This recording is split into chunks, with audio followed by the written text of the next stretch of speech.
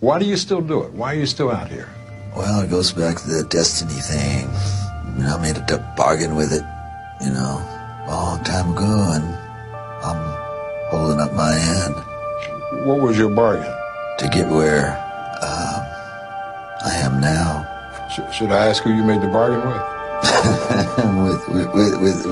with the chief commander. On this earth? And this earth, and then in the world we can't see. You ever look at music?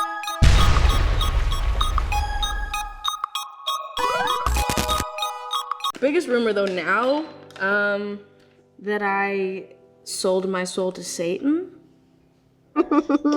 This is the moment internet prankster Vitali appeared in court, facing up to 24 years in prison for his latest stunt. I'm here, and you'll be the greatest guitar player who ever lived. All it'll cost you is your soul. Okay, you got yourself a deal. And just so you know, with this purchase of a soul, I will also give a soul to a child in need. Yeah, I don't want that. It's no additional cost to you. Mm-hmm. It's just my way of giving back, out of my end. Seems like it's probably baked into the price. T-Pain tried to get Funny Marco to expose himself for joining the Illuminati. That's a good ass answer. But nah, I feel like it's really like you develop and keep going. You always wonder what's next. That's why I say so when something is going, it's like thinking about what's behind the door. So like, you know what I'm saying? When I'm in the room, it's like, damn, it's another room. So I just keep going in different rooms. So because with me, one of them times I open the door, I'm going to be afraid and not open the door because I'm be scared it's just going to be the exit. I don't want it to not be another room. I want it to always be another room. And in order for me to protect that, I just don't open the door. Wow. So, but some of the doors got written on it. You know what I'm saying? So it tell you what it is. This is when you get to a level of success, when you getting 30, 40, 50,000 a show, you platinum, you running across the world. There's three different doors, right? There's three different ways to walk. There's to the left. There's to the right, and then there's straight. Straight is you're on your own. Let's see if you continue this success, young man. Okay. Let's see if it's all about your skills, young man. Let's really see that when you went straight. To the right. But when you give up your manhood, I've never seen somebody recover from it. That was all the people that went to the puffy parties. That was all the people that did all those things thinking that there was never going to be a consequence for what they were doing. Get punked out and pimped out by some greater desire. You shouldn't have a greater desire than being a man. So you see some guys struggling with that. You see Bieber struggling with that. You see some of these guys struggling with that. They can't get it out of their head. They can't get it out of their head. The things that they did. No matter how they did it, whether they were drunk or high or whatever, you gave up your man card. You need therapy. And that's the thing that hurts them the most. And so they end up on drugs, end up every way to try and get rid of any principles there are. And that's what the business does. And the women that trade their bodies to go and get the role, they get to the point where they have their Oscar, they have their money, but they don't have their dream. They don't have the soul that they started with. So it's like achieving don't mean anything. If I get all the Nobel Prizes from doing all of this, but in the process I have to trade out all of my integrity to do it so that they can stay in place, what benefit is that if I lose my integrity? You got to go in as a principal. And what we were brought in here as men. We produce 1,500 sperm per heartbeat for a reason, because the aggression is necessary. You don't trade that in, no matter what. Did you ever have the opportunity where you got invited and you said no to it? Hell yeah. And then to the left, I'm not sure if there's some sacrifice shit going on right there. I'm not sure. About a week, not today, but about a week ago, I sold my soul. You understand what I'm saying? And ever since I sold my soul, I haven't been happy ever since. Y'all ain't gotta believe me. It is what it is. I'm not even capping.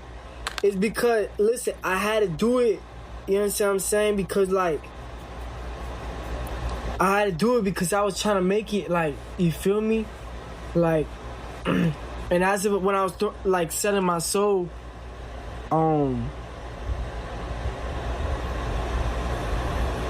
like, there was things that I could sacrifice about and stuff like that, and I sacrificed myself.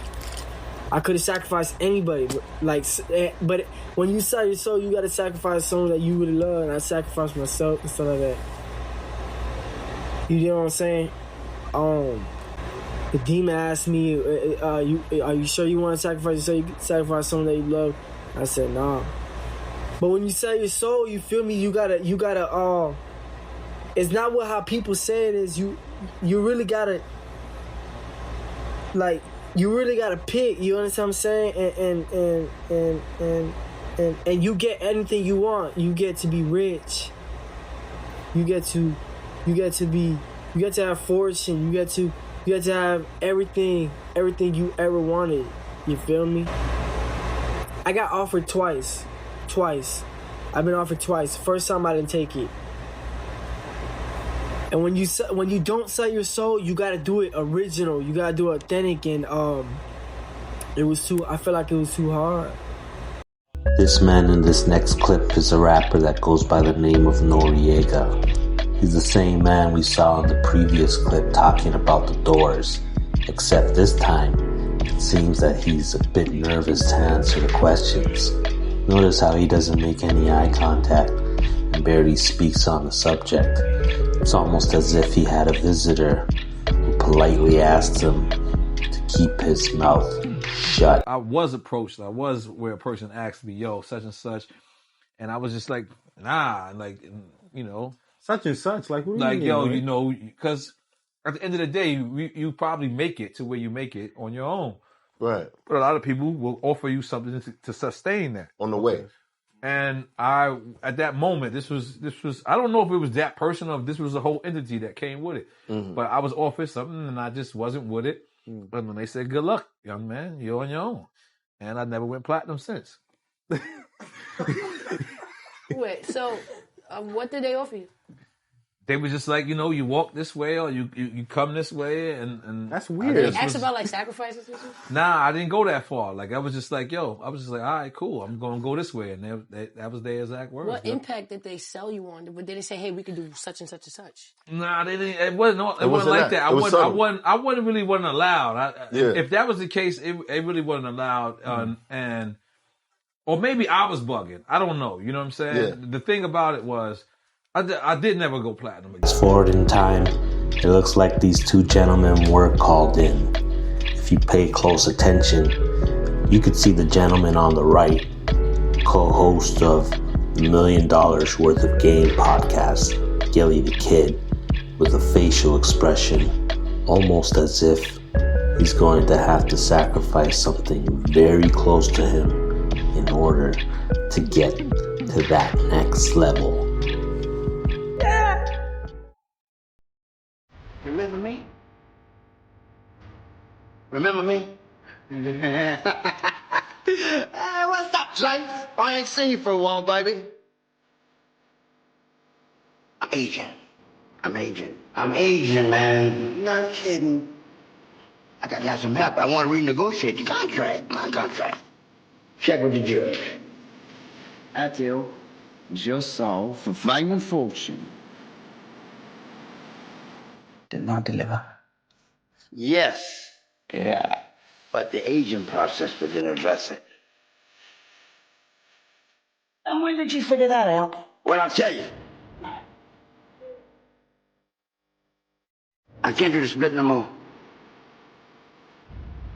It ain't easy to be James Brown and scare the kids. Because you scared me. And I'm the Prince of Darkness. Oh, I feel good.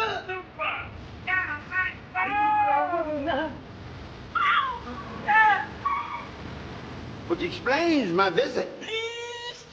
I'm talking about a friendly wager. I like a wager, but I like the concept of winner take all.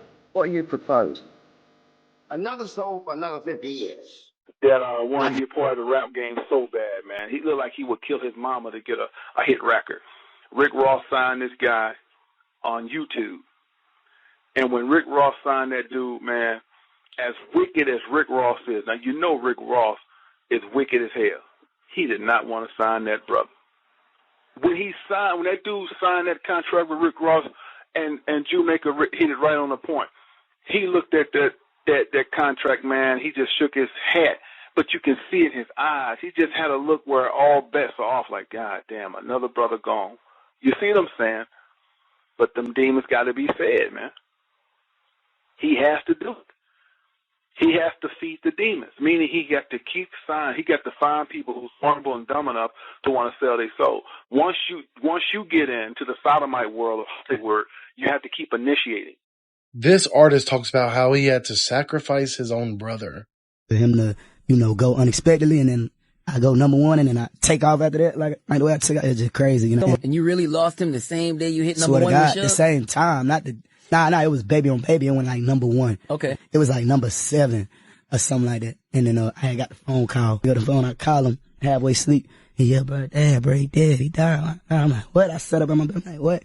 Same time, Carter, he blowing my phone up. I'm thinking he calling to deliver the same news. I click over, what's up, bro? We number one, nigga. Number one, you did it. You did it. I'm like, damn.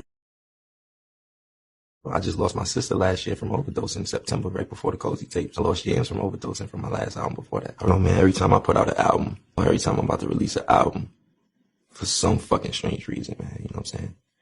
I always lose somebody close to me. It was my pops, it was James, it was my sister. Like, I always lose somebody close to me, so, shit feel like, some crazy shit, like jinx and some shit.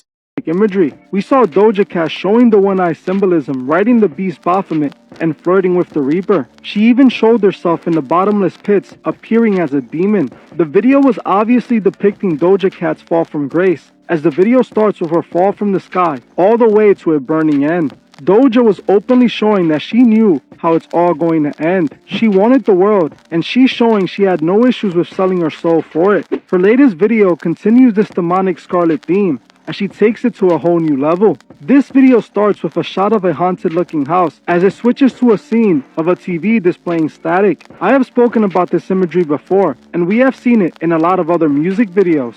TV displaying static always represents mind programming, as TV programming is what's shown on the TV. They started the YG video for In the Dark with the same imagery, showing the static TV and then the devil, all pointing to the fact that they're using these videos to normalize the viewers to satanic imagery. After we are shown the static TV, we're shown Doja Cat dressed as a demon with horns, a tail, and glowing red eyes, while she's hanging upside down from the ceiling. Openly, Doja is letting it be known she is being used by demons. Occultists believe they can communicate with the fallen gods, which are demons. They allow themselves to be influenced by these fallen spirits when they perform their occult rituals. Aleister Crowley himself, one of the biggest occultists in the world, performed many rituals, and that's how he was able to communicate with spirits in order to write the Book of the Law. This is what Doja is saying and doing. Her actions are being influenced by the spirits she's commanding through the rituals. Most people don't believe in witchcraft or the occult, but these same people fail to realize that those that run our world not only believe in the occult, but they partake in it.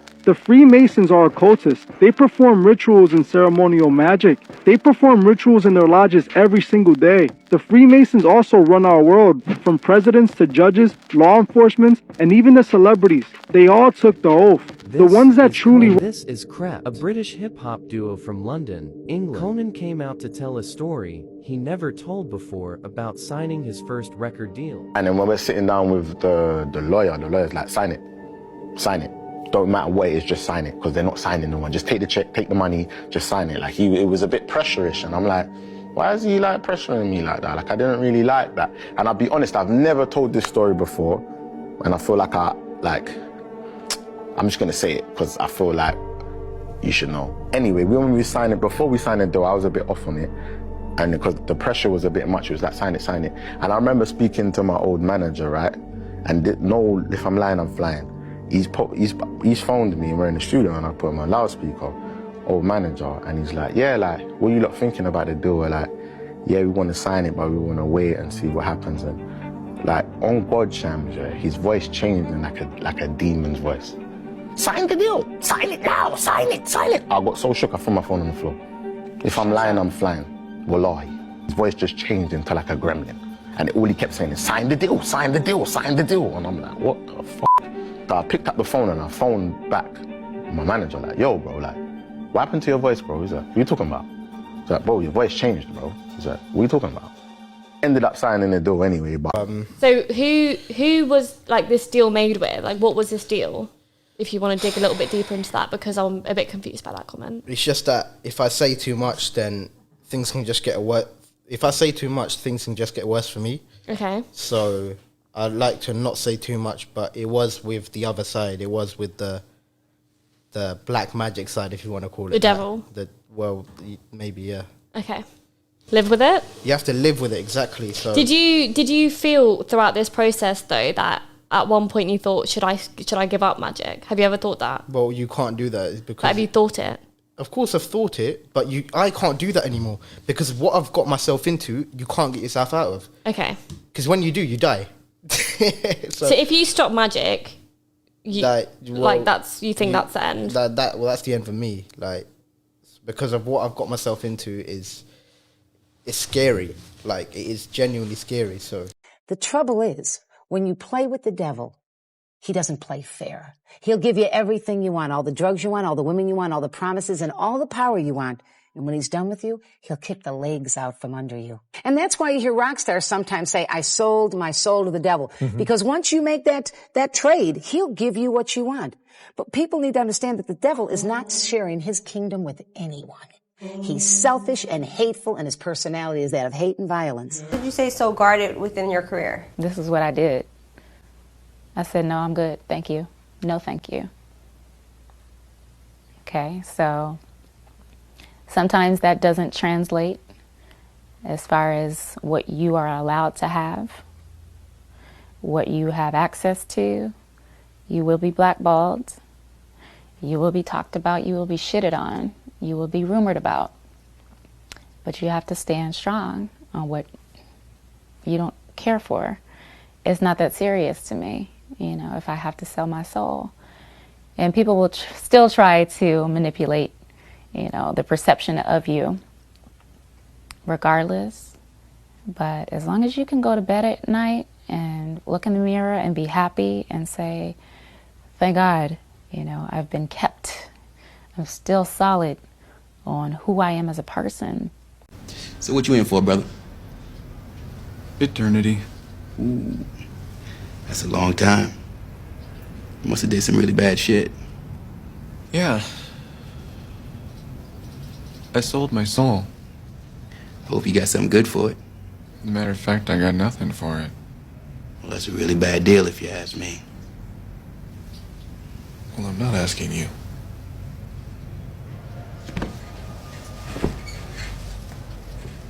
Doesn't really matter, though.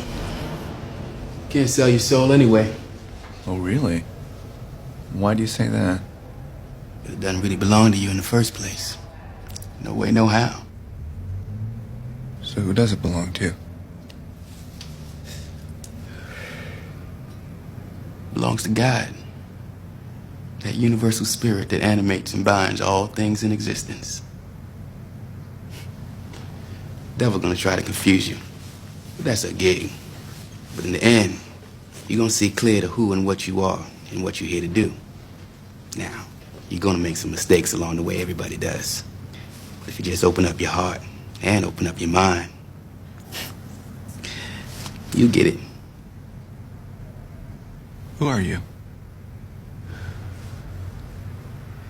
Just a friend, brother. Just a really good friend.